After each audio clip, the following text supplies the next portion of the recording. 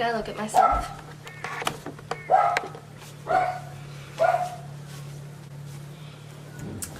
Is it recording? Yes.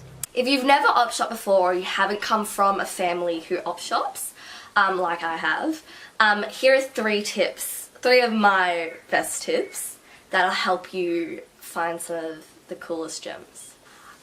It's not really a tip, and some people don't really think it's a tip, but my number one thing that I do before I go op shopping is I make sure that I've eaten something and I have a bottle of water with me, because op shopping is it's like shopping. It's a very draining process because you're constantly looking at things, you're constantly trying things on. So if you go on a full stomach, you're happy.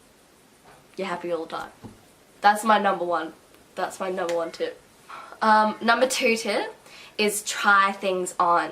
Lots of girls who, like lots of my friends who I go op shopping with, they kind of just take it off the rack. They look at it, they love the colour, they love the texture, they love the fabric, but they kind of look at the style and they're like, oh, there's something off about it, then they put it back on. When really they should be trying it on. Because once you try it on, things look completely opposite on the rack than it does on you. And that's vice versa. That goes for things that you really love and you're like, that'll look awesome on. You buy it, you go home, you try it on, and it doesn't fit quite right, it doesn't look quite right. So definitely take things into the changing room and try them on. Number 3. I don't know, I don't have really number 3. My number 3 tip, my 3rd tip, is for all of you fashionistas who love upcycling and styling clothes / sewing.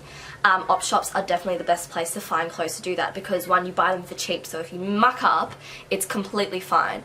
But I've brought, lately, because I study fashion design, lately I've been learning how to sew pretty much.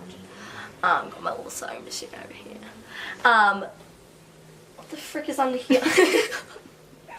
So this is a man's top that I bought from an op shop, and it was way too long at the bottom, so I cut the bottom off and put sleeves on it, which are little flouncy sleeves, which are what you see in the stores today pretty much. So that's one thing that you can do if you don't have a big budget and you're wanting to buy. There are a few girls that I follow who are upcyclists. They're really good.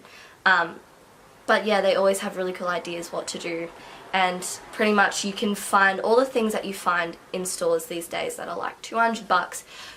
There's always a way to create it. If you just put in the effort and the time, there's always a way to create it from something as basic as a man's shirt.